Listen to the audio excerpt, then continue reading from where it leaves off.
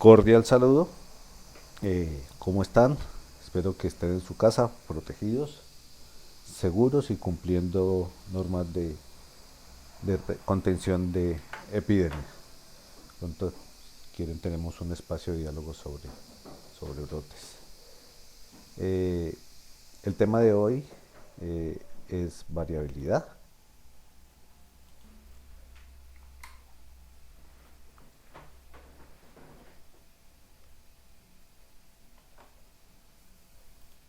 El tema de hoy es variabilidad.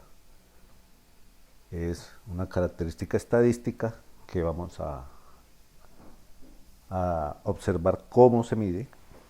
No es lo más importante el cálculo. El cálculo hoy en día está automatizado, pero el darse un paseo por el indicador, la fórmula y hacerlo pseudo manualmente como lo vamos a hacer aquí, pues nos ayuda a entender el resultado, la interpretación y la aplicación.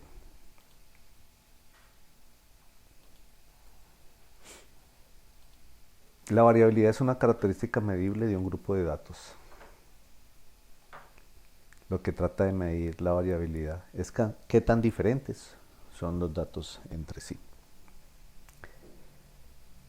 Otra forma de decir diferentes es heterogéneos. ¿Por qué importa medir la variabilidad? Con los indicadores de tendencia central tratamos de encontrar el punto central de la distribución de los datos. ¿Cuál es el punto medio?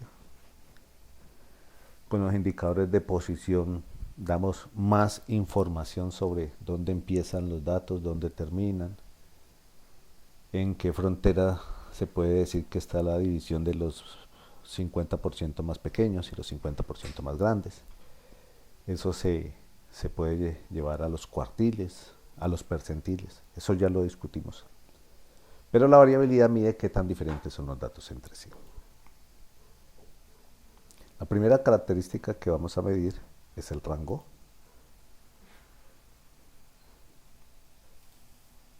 El rango tiene en cuenta el dato menor y el dato mayor. Solamente con esos dos datos el rango toma una información para generar un indicador de la variabilidad de los datos. Esa pequeña descripción nos permite llegar a algunas conclusiones. Primero que todo, el indicador de rango es aplicable a datos cuantitativos. Lo otro es que solo tiene en cuenta los datos extremos, el extremo inferior y el superior. Luego no refleja la variabilidad de los datos que están entre esos dos extremos. Es fácil de calcular, es fácil de interpretar, pero por tener en cuenta solo dos datos es una medida burda. No es un indicador incluyente, es un indicador excluyente.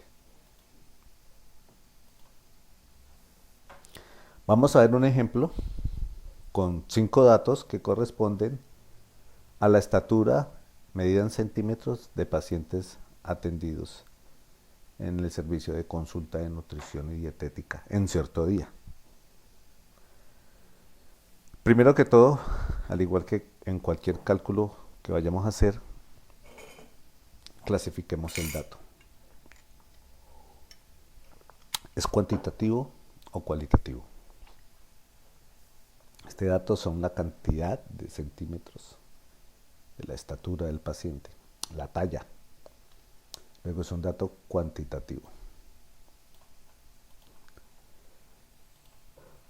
Y es muy importante que sea cuantitativo, porque si no es cuantitativo no podríamos estar midiendo, calculando el rango. Y la escala es una escala de razón.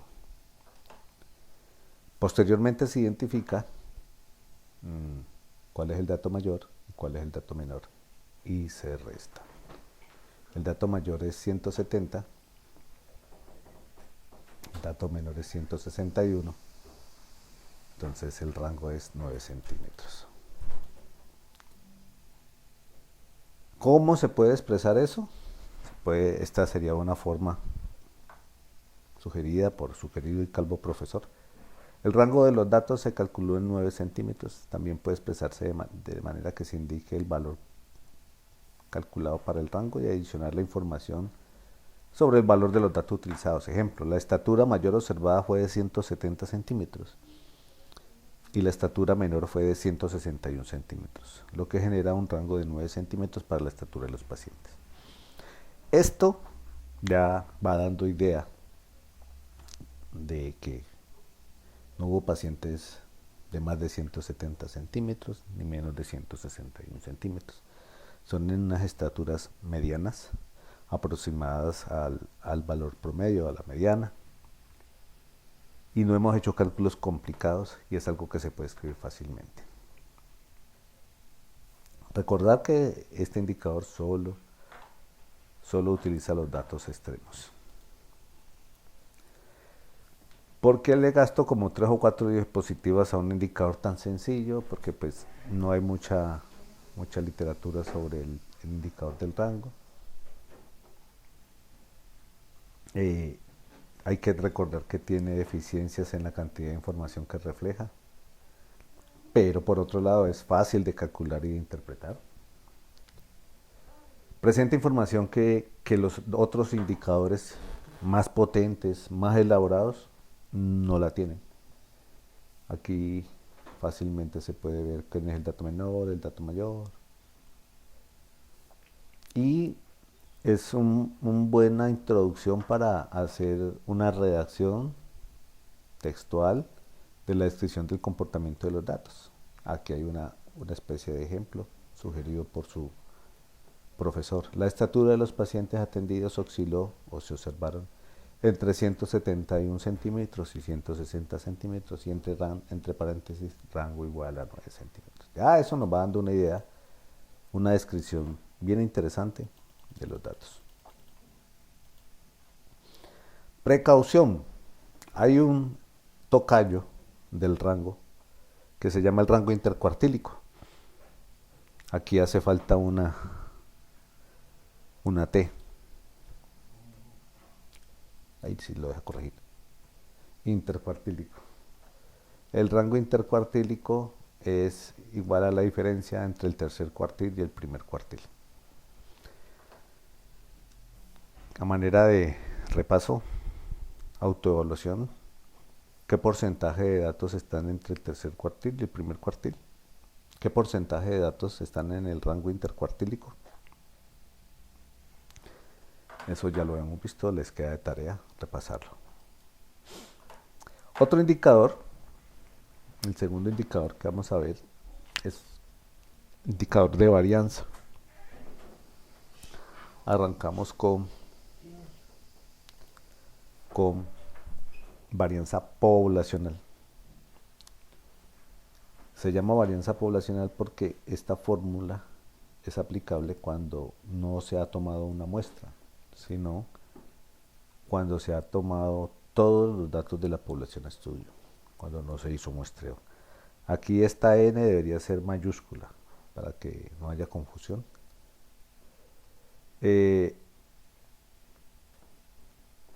Expresa en su fórmula matemática el promedio matemático. Esta X barra, así se lee, es el promedio matemático.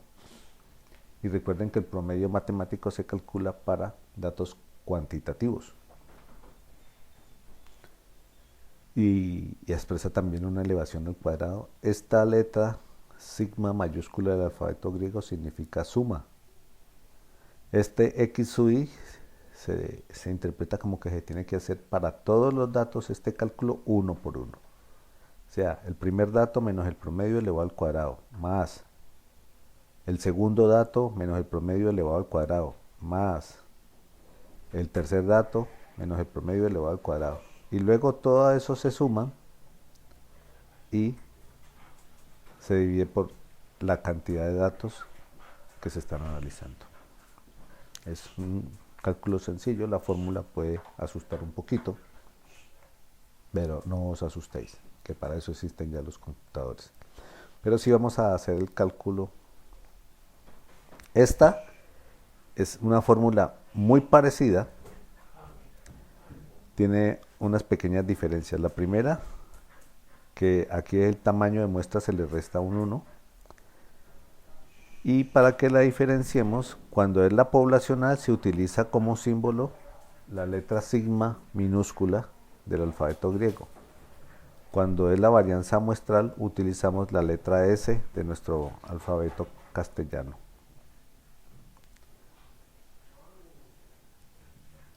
Pero la estructura de la operación es la misma. A cada dato se le resta el promedio. Esa diferencia se eleva al cuadrado y se va sumando. Luego seguimos con el segundo dato hasta que llegamos a hacer los n cálculos. Vamos a hacer un ejercicio que nos va a tardar unas cuantas diapositivas sobre la varianza, teniendo en cuenta que lo importante no es el cálculo que vamos a hacer, sino a las conclusiones que vamos a llegar cuando hagamos ese cálculo. Promedio, mediana, varianza y unos amiguitos de la varianza que vamos a ver ahora. Esos son los indicadores básicos junto con cuartiles de un análisis descriptivo. Vamos a hacer un ejercicio. Se realizará cálculo de la varianza de manera pseudomanual con fórmulas de Excel. ¿Por qué le digo pseudomanual? A pesar de que es en Excel. Porque Excel tiene la fórmula de varianza. Ya lo hemos visto en la práctica de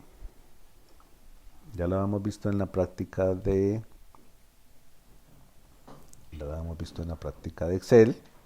Excel te puede calcular la varianza. Aquí la vamos a tratar de hacer pseudo manual para que entendamos cómo es ese indicador y no se nos olvide después su interpretación.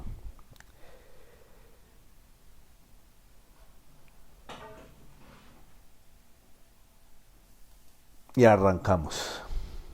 Entonces entremos aquí en modo presentación para que me vayan saliendo las cositas ahí como datos de estatura de consulta, los mismos del ejercicio con el que calculamos el rango. Son los mismos 5 datos.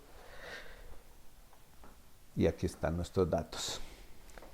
Entonces, los datos originales, recuerden, se simbolizan con XY. Este sería el X1, este sería el X2, este sería el X3, este sería el X4 y este sería el X5. ¿Por qué hasta X5? Porque pues hay 5 datos. Entonces este XY, este Y se va a convertir en un 1, en un 2, en un 3, en un 4, en un 5. Lo estoy familiarizando con la nomenclatura para que si algún día se le aparece por una fórmula estadística, pues como que no andemos tan perdidos. Ahora vamos a calcular las desviaciones de los datos respecto al promedio. Aquí el término desviación es más que una cuestión patológica, hace referencia a la diferencia. ¿Ya? El promedio que se calculó en 166.2. ¿De dónde salió este promedio? De coger estos 5 datos y sumarlos y dividirlo por la cantidad de datos. La cantidad de datos es 5. O sea, el promedio de estatura de los pacientes que fueron atendidos en nutrición, el promedio de estatura es de 166.2 centímetros. Y ahora vamos a ver qué tanto se aleja cada uno de estos datos del promedio. ¿Cómo lo hacemos? Restando. Entonces, aparecen aquí. 170 menos 166.2 da 3.8. Entonces, los datos originales eran 170, 161. Las desviaciones respecto al promedio es coger cada dato y restarle el promedio. En este caso dio 3.8 positivo porque el dato es más grande que el promedio. Pero en los casos en que el dato es más pequeño que el promedio, pues esa desviación va a dar negativa. En unos casos va a dar negativa, en otros casos va a dar positiva. ¿Vamos conectados hasta ahí? No se me vayan a perder, que esto se va a poner mejor aún. Luego vamos a coger todas estas desviaciones y las vamos a totalizar. ¿Qué tiene de importante estas desviaciones? Esas desviaciones son el punto neurálgico de la medición. Entre más alejados estén los datos entre sí, pues estas desviaciones van a ser más grandes, sobre todo en los casos de los datos extremos. Pero si los datos estuvieran muy juntos, pues estas desviaciones no van a ser muy grandes, porque todos van a estar cerca del promedio. ¿Es claro? De ahí que este sea el corazoncito de este indicador, las desviaciones de los datos respecto al promedio. Recuerden que estamos hablando de variables cuantitativas hasta ahora. Para variables cualitativas se hace algo un poco diferente. No, algo un poco totalmente diferente. ¿Listo? Entonces vamos ahora a sumar estas desviaciones respecto al promedio. Si lo que queremos ver es qué tan alejados están los datos entre sí, estamos usando un punto de referencia que es el promedio, sumamos todas esas distancias y vamos a ver qué pasa. Pasa esto. ¡Wow! ¡Grave! El total dio cero. Entonces, ¿qué significa? Significa que tenemos que aprender en este momento una propiedad que no habíamos visto del promedio. La sumatoria de las desviaciones de los datos respecto al promedio siempre dan cero. Siempre. Eso es una propiedad del promedio. El promedio precisamente se calcula de tal manera que se mete entre los datos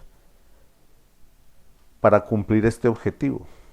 Algunas distancias van a ser negativas, otras distancias van a ser positivas, pero la suma da cero. Eso es un promedio. De hecho, si ustedes me preguntaran a mí qué es la definición de un promedio, es el valor en relación al cual la sumatoria de las divisiones de los datos a ese valor da cero. Es un punto de equilibrio.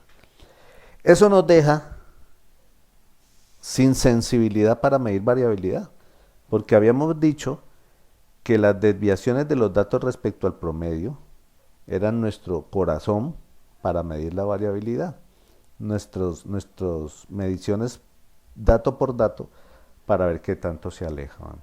Pero si siempre van a ser cero, así sean muy variables o muy poco variables, pues tenemos un indicador insensible. Siempre va a dar cero. ¿Por qué da cero? Porque hay unas positivas y hay unas negativas, entonces al sumarlas se anulan. Pero la matemática nos da una solución, nos dice, listo, entonces hágale una conversión a estos números. Entonces, la que se inventaron en su debido momento fue coger estas desviaciones de los datos respecto al promedio, que suman cero, y las vamos a elevar al cuadrado. ¿Sí? Y aquí las vamos a elevar al cuadrado. Entonces, este que era 3.8, ¿cómo se eleva al cuadrado? Se multiplica por sí mismo. Entonces, este 3.8 se multiplica por 3.8 y da 14.4. Y aquí viene la magia de elevar al cuadrado. ¿Por qué, profe, elevar al cuadrado? Porque cuando un número negativo se eleva al cuadrado, queda positivo. Y cuando un número positivo se eleva al cuadrado, sigue siendo positivo. Elevar al cuadrado estos valores garantiza que nos van a dar números positivos que al sumarlo van a dar siempre positivos. Y de aquí ya les adelanto una propiedad de la varianza. La varianza no te puede dar un número negativo nunca, porque la varianza es una sumatoria de cantidades elevadas al cuadrado y todas las cantidades elevadas al cuadrado siempre van a dar positivas. Luego, estas 5 desviaciones respecto al promedio elevadas al cuadrado se promedian, valga la redundancia. Entonces, está un poquito complicado, pero yo sé que, pero no se preocupen que ya vamos a terminar. Entonces, estos valores se promedian. Primero que todo los sumamos, dio 46.8, ¿sí? Y cuando le calculamos el promedio, 46.8, que era que teníamos la suma de estas desviaciones de los datos respecto al promedio elevadas al cuadrado, para un trabalenguas, las sumamos, las dividimos por 5. ¿Por qué por 5? Porque tenemos 5 datos. Me dio 9.4. Pero,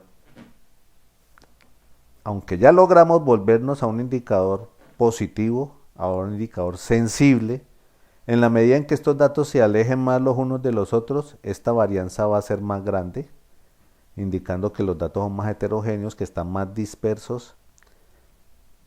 En estadística, dispersión es sinónimo de variabilidad en este tema de varianza. Dispersión, heterogeneidad, variabilidad. Pero como nosotros para poder volver positivo estos números, lo que hicimos fue elevarlos al cuadrado. El problema es que las unidades de medida de nuestro indicador ya no van a ser centímetros, sino que van a ser centímetros al cuadrado. Y eso dificulta la interpretación del indicador hasta dónde vamos. Pero no entres en crisis, que la matemática te ayuda y ahora te dice, muy sencillo, como son centímetros al cuadrado, vamos a hacer algo. Vamos a volver a las unidades originales. Si por elevarlos al cuadrado se volvieron centímetros cuadrados, entonces ahora le vamos a sacar la raíz cuadrada a la varianza. Sacar la raíz cuadrada es la función inversa, es la función opuesta de elevar al cuadrado. Y resulta un indicador que se llama la desviación estándar. Entonces, a este 9.4 que teníamos aquí, que nos tallaba porque tenía centímetros al cuadrado, le sacamos la raíz cuadrada, a esta varianza le sacamos la raíz cuadrada y nos da ya un indicador que se llama desviación estándar. Y la desviación estándar nos dice que se calculó en 3.1 centímetros. Volvimos a las unidades de medida originales de los datos. Sencillo, esto no hay que hacerlo siempre, no les voy a evaluar el cálculo, pero quería que entendieran cómo mide la varianza, la variabilidad de los datos y por qué hay que llegar hasta la desviación estándar para poder tener unos datos que tengan la unidad de medida similar a la de los datos originales. Ahí está nuestra varianza. Complicado no van a tener que repetir este cálculo, solamente vamos a ver qué es lo que hay que recordar. Hay otro indicador, podemos seguir, porque por ejemplo usted puede tener unos indicadores en centímetros de un artículo y puede tener otros indicadores en pulgadas de otro, en yardas, en kilómetros, en centímetros cúbicos, en mililitros, yo qué sé. Entonces, así como calculamos la varianza, la desviación estándar, que fue la raíz cuadrada, podemos llegar a algo mucho más interesante, que es un indicador que no tiene unidades de medida, que es un indicador adimensional. Es el coeficiente de variación. El coeficiente de variación es la desviación estándar se divide por el promedio de los datos. Las unidades de medida de este son las mismas unidades de medida de esta. Como se están dividiendo, el indicador queda adimensional, sin unidades de medida. Y se multiplica por 100 para expresar un porcentaje. Y tiene una interpretación bien interesante. Dice, la desviación estándar representa el 2% del promedio. Este indicador nos permite hacer comparaciones entre distintas poblaciones que midieron lo mismo, así fueran en distintas unidades de medida.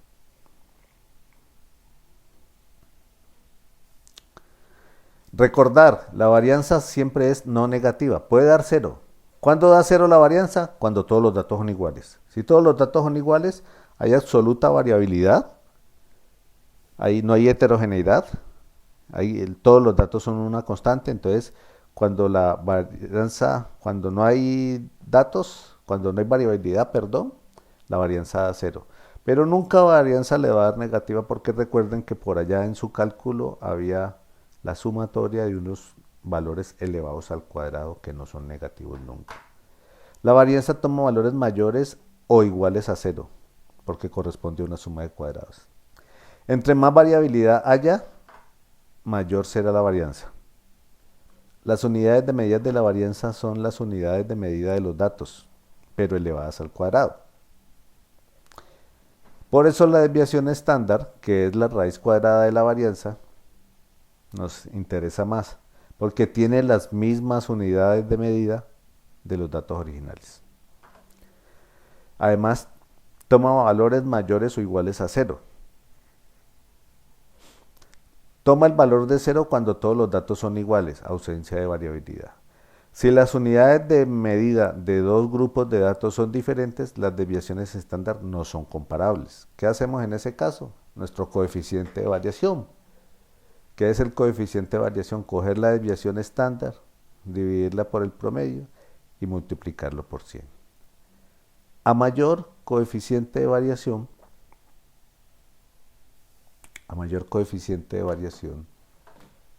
hay mayor variabilidad. ¿Cuáles son las unidades de medida del coeficiente de variación? No tiene unidades de medida. ¿Por qué? Porque él expresa una relación porcentual entre la desviación estándar y el promedio. ¿A qué porcentaje del promedio equivale la desviación estándar? Y por esta característica que tiene la desviación estándar, permite comparar la variabilidad en grupos de datos así no tengan la misma unidad de medida. Hasta aquí, hasta donde vamos aquí, estamos hablando de datos cuantitativos.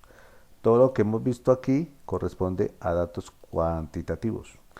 Profe, ¿y qué pasa con los valores cualitativos? Más sencillo todavía, más sencillo. También se les puede medir varianza, porque aunque sean cualitativos, hay veces unos difieren más que otros. Eso sí, una restricción es que para este cálculo tienen que ser variables cualitativas que solamente tomen dos valores. Variables dicotómicas se llaman las que toman dos valores.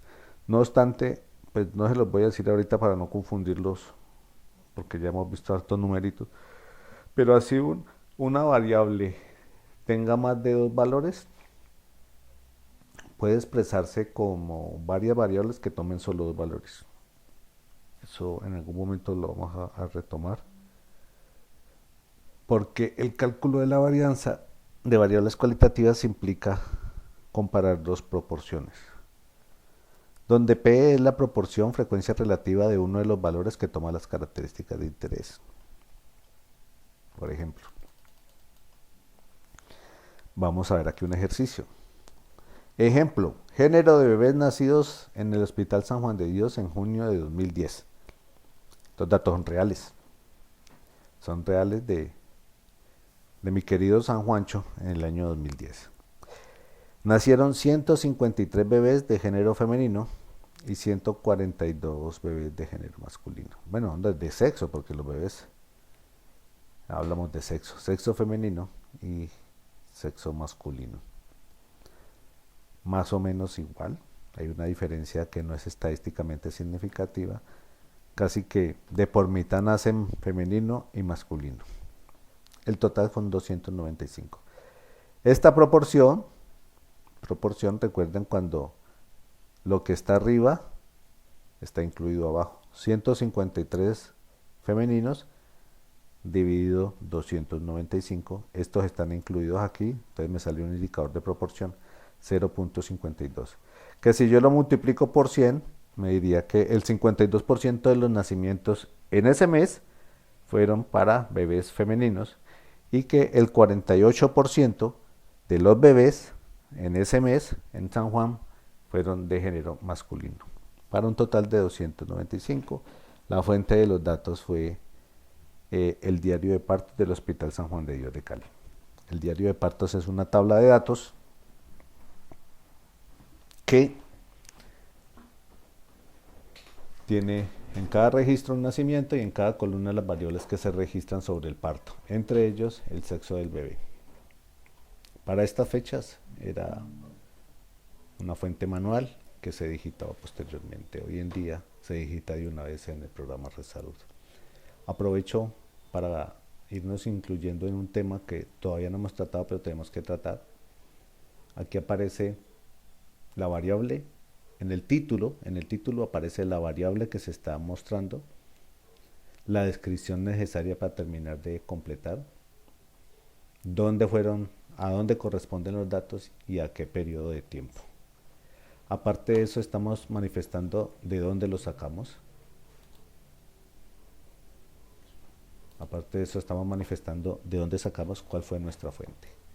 De aquí en adelante voy a empezar a insistir con estas pequeñas normas que pues, son las que nos permiten que 20 años después podamos observar una tabla y estar aterrizados en qué, en cuándo y de dónde se sacaron los datos. ¿Es claro? La varianza entonces es 0.58, 0.52 multiplicado por 0.48. Da una varianza de 0.25. Mucho más fácil el cálculo, ¿sí o no? Mucho más fácil. ¿Qué consideraciones hay que tener? Esta varianza también tiene unas cosas muy interesantes, muy interesantes. Porque la varianza en variables cuantitativas, que fue la que vimos antes, puede tomar valores que no pueden ser inferiores a cero, pero de ahí para arriba puede crecer ilimitadamente. En cambio, la varianza de una variable cualitativa dicotómica como esta tiene un valor límite mayor a 0.5. A 0.25, perdón, a 0.25. Eso lo vamos a retomar. Recordemos este ejercicio. Recordemos este ejercicio porque este dato de esta varianza lo vamos a retomar cuando vayamos a calcular tamaños de muestra para variables cualitativas. Ojalá recuerden esta clase.